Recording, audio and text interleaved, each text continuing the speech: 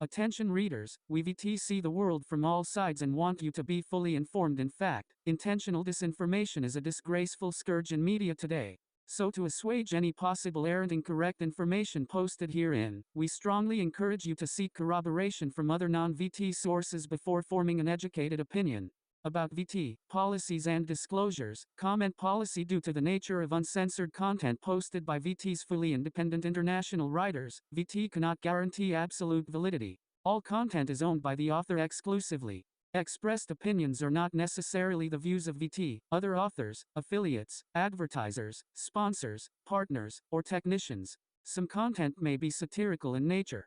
All images are the full responsibility of the article author and not VT. Veterans Today Archives, veteranstodayarchives.com. KK Klan gangs, mobsters, purple gang policing veterans, question everything, thinking face. Hashtag Michigan, Ohio. Did you know? Thoughtful face. The Black Legion was founded in the mid-1920s as the Black Guards, a security force for the officers of the Ohio Ku Klux Klan. A Michigan Regiment was established in 1931, with Arthur Lupp of Highland Park, Michigan as its major general. Organized along military lines, the Michigan Legion had 5 brigades, 16 regiments, 64 battalions, and 256 companies.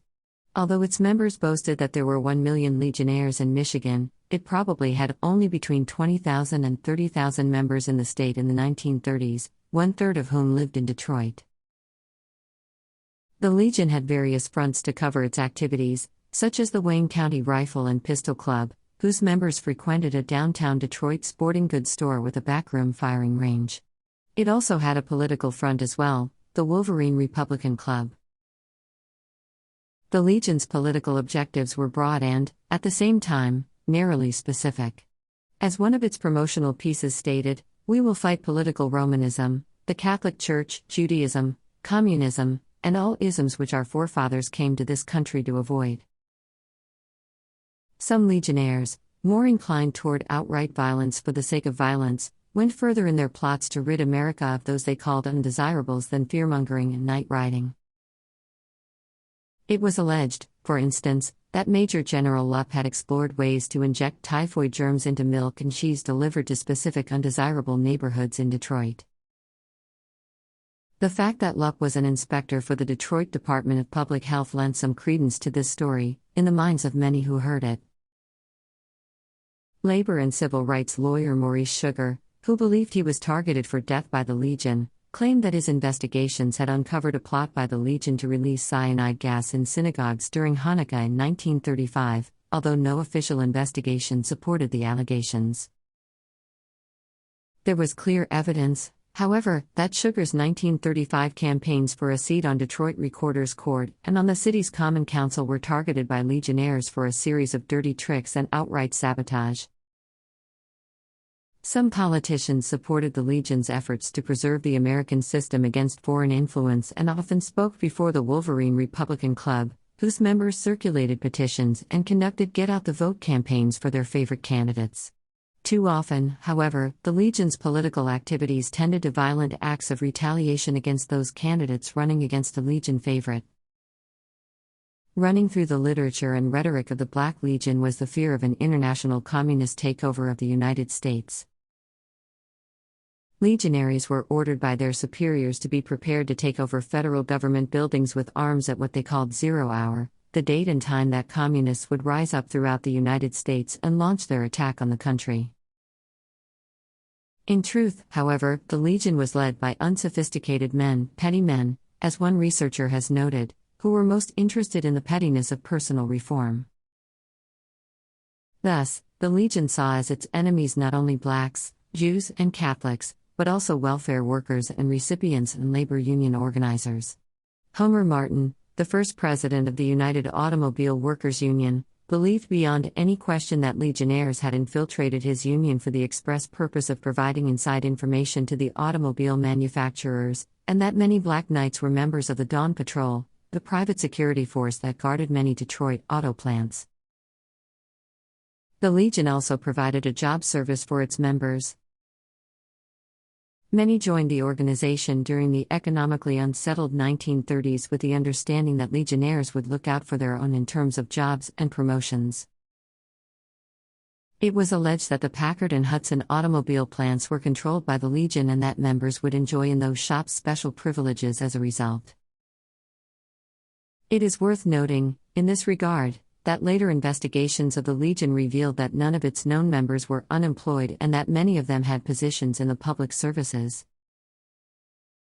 By and large, the typical black legionnaire was a lower-class, Anglo-Saxon male, poorly educated with few industrial skills, and were Southerners transplanted to the Detroit area during the heyday of the city's industrial growth during the 1920s. Why did they join? They believed that the American system was being undermined and their obligation was to counteract that trend. They were also frustrated by the uncertainty generated by the economic problems of the 1930s, and they felt alienated in a large metropolitan area and within a huge industrial complex.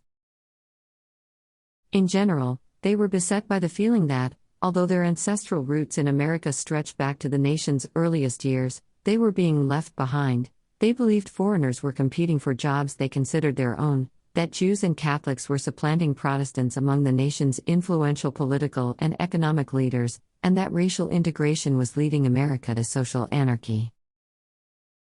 In the Black Legion, members found a sense of security and a sense of superiority.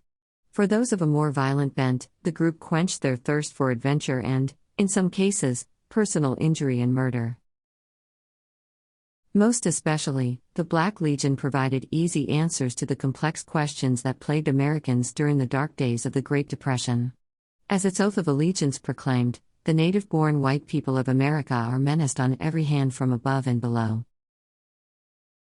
If America is in the melting pot, the white people of America are neither the aristocratic scum on top nor the dregs of society on the bottom, which is composed of anarchists and communists and all cults and creeds believing in social equality. We regard as enemies to ourselves and our country all aliens, Negroes, Jews and cults and creeds believing in racial equality or owing allegiance to any foreign potentates. These we will fight without fear or favor as long as one foe of American liberty is left alive. The murder that brought down the Black Legion. The gang that killed Charles Poole was part of the Black Legion, and the triggerman was Dayton Dean, an employee of the Detroit Public Lighting Department and, by all accounts, a man who simply lived for violence. As such, Dean fit the profile of the Black Legion, whose propensity for violence, as one contemporary observed, made the Ku Klux Klan look like a cream puff. The murder of Charles Poole broke open the secrecy surrounding the Black Legion. This young man, an organizer for the Works Progress Administration, left behind a wife and children whose plight was highlighted in newspaper articles and photographs and raised public support for a trial and a thorough investigation. Opposition to the Legion was spearheaded by the Detroit Conference for the Protection of Civil Rights, representatives of 311 churches, and labor union, farm and fraternal groups in Michigan. Wayne County Prosecutor Duncan McCree pledged to bring Poole's murders to the bar of justice, a pledge he kept despite accusations by some of those he prosecuted that he had joined the Legion himself. 11 of the 12 men he tried in the Poole murder case were convicted, 9 by a jury on September 29, 1936, and 2 in a bench trial.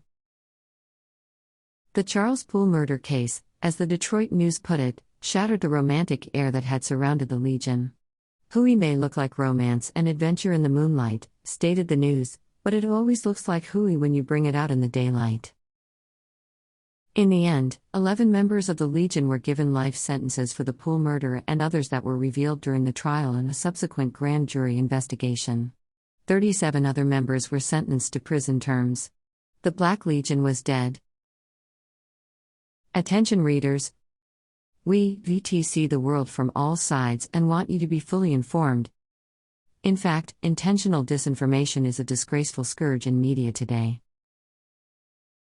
So to assuage any possible errant, incorrect information posted herein, we strongly encourage you to seek corroboration from other non-VT sources before forming an educated opinion. About VT, policies and disclosures, comment policy. Due to the nature of uncensored content posted by VT's fully independent international writers, VT cannot guarantee absolute validity. All content is owned by the author exclusively. Expressed opinions are not necessarily the views of VT, other authors, affiliates, advertisers, sponsors, partners, or technicians. Some content may be satirical in nature. All images are the full responsibility of the article author and not VT. Hashtag KK Klan, hashtag gangs, hashtag mobsters, hashtag purple gang. Veterans Today Archives. VeteransTodayArchives.com